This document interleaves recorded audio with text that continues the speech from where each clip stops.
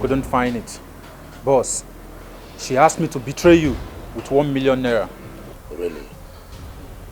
Cleopatra, just have it in mind that you are owing me a lot. Yes, my boss. Please, please. I'm going to make amends. Just let me see Amanda. I'll get the ring back.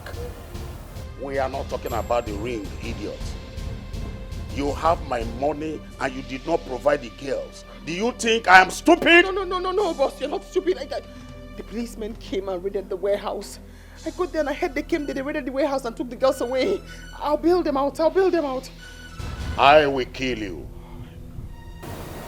I want the document of this house. Yes, I'll get them, please. Well, go in with me. Slowly.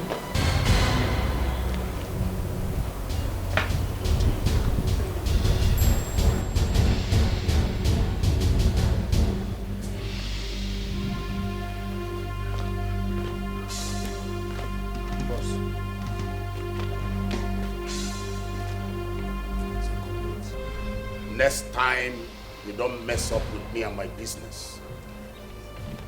Oh. Don't. I'll make amends. Oh!